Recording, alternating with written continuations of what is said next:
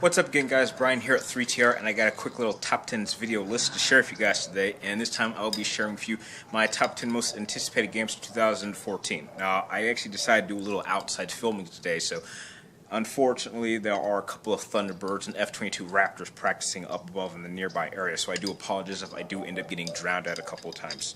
But to start off real simple with my number 10 on my list, I picked Mad Max. Now, I actually got a good chance to actually check out like a private demo of this at E3 this year, along with picking up one of these, which is pretty cool.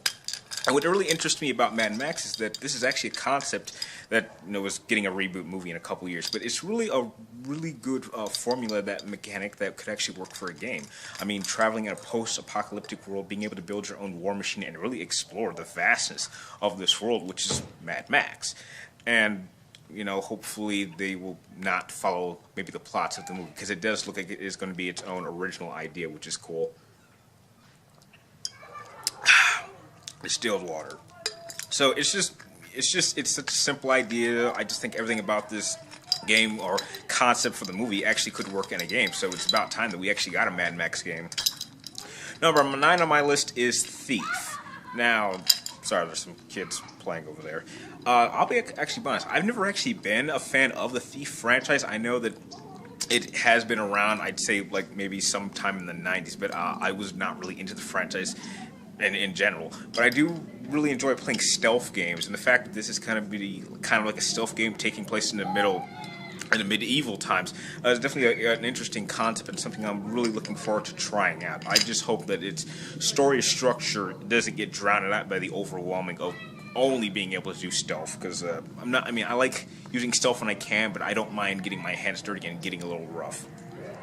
Number 8 on my list is another game that I also saw at E3, and it's called Murdered Soul Suspect. And this game is a little bit more interesting because for me it felt a little bit like much more of a gameplay focused game than something like Beyond Two Souls, where you play a character who's already dead and you really have to use your ghostly powers in order to help solve your own mystery of who killed you.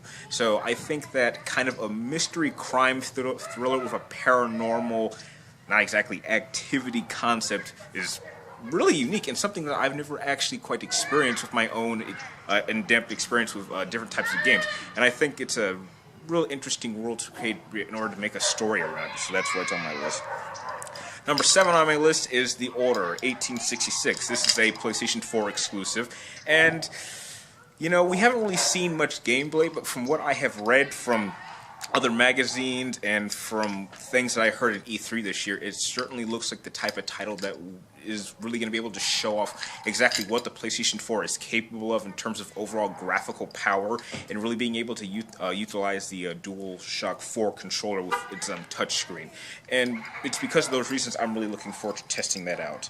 Number 6 on the list is Kingdom Hearts Remix 2.5. Now, I had a blast playing the 1.5 remix of really being able to play a version of Kingdom Hearts that was not originally released here in the States, and I feel the same way about playing the second installment, along with being able to play Birth by Sleep, which I only have on my PSP and really wanted to play on a console system. So the fact that they are incorporating a version of Kingdom Hearts 2, the final mix that we never got here, along with Birth by Sleep, and I believe they're adding like a third part. I can't remember exactly what it is, but hopefully they don't repeat the same concept that they did with 352 Days by just showing us the cutscenes. I actually would like a third game to help us get us all prepared for Kingdom Hearts 3 whenever it comes out.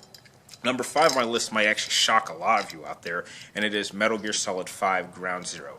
I know, shocking. I'm such a big Metal Gear Solid fan, and it's not number 1. Well, the problem that I'm having with Ground Zero is that you guys know how I feel about Hideo Kojima. He is my favorite game director of all time, but I can't really support this idea that he has about separating Ground Zero from the Phantom Pain. I mean, they're basically the same game, and his whole idea around separating Ground Zero from Phantom Pain is he feels that the players are not going to be prepared for the overall game when it's finally released. And he's pretty much compared this to taking the first 10 minutes of a movie and then showing us that. So the fact that I would be paying $30 for 10% of a non-finished game just sounds preposterous. So I mean, it's like taking the Virtuous mission from Metal Gear Solid 3 Snake Eater, selling that separate, and then giving us the full game at another time. It's just not necessary. I personally think that both of these games should just be one game. If you can't, don't give me a taste of the game. Don't tease me. Just give me the full game.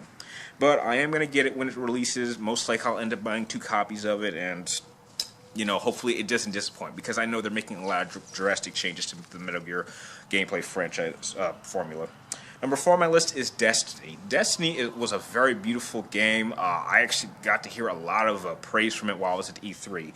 And it's actually the one game that's multiplayer has me really intrigued. I've never actually been a fan of multiplayer, but the fact that it actually is a pretty well enjoyable experience playing with friends seems like something I really would like to try out with, personal friends of mine, along with a lot of you out there. So the fact that it is a first-person shooter game, that it's beautifully designed, and that the multiplayer co-op formula system is going to play a very important role in the overall experience of this game really has me intrigued, and that's why it's number 4 on my list.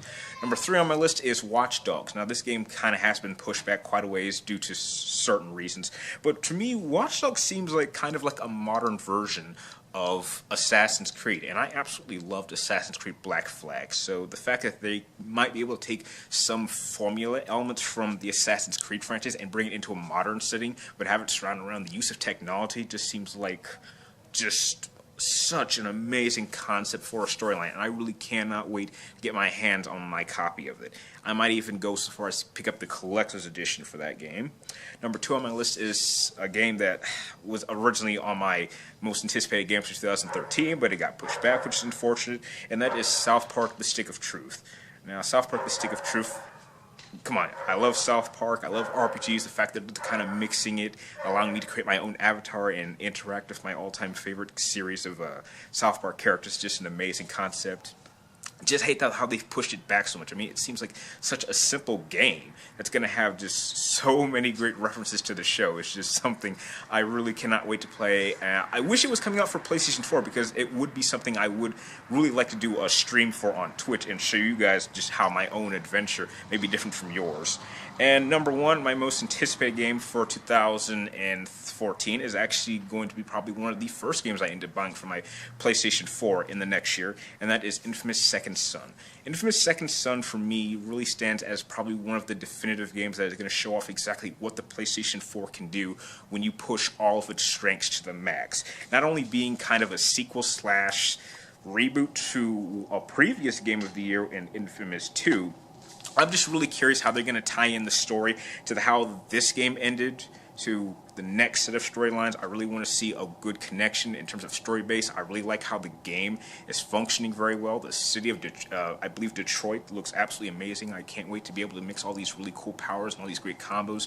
And it just overall looks like the type of game where I can just simply lose myself in this amazing environment. And that is why it is my number 1 most anticipated game for 2014. But I really would like to know, what are some of your guys' most anticipated games of 2014? Feel free to tell me in the comments down below. And if you like this video, feel free to like, comment down below, and please subscribe to check for me with my future movie, video game reviews, and top 10 videos like this one. And you can also press one of the links in the description down below to follow me on Twitter or friend me on Facebook, and I will be sure to friend you and follow you back. And like always, thank you guys for watching. You're awesome, and I will see you next time.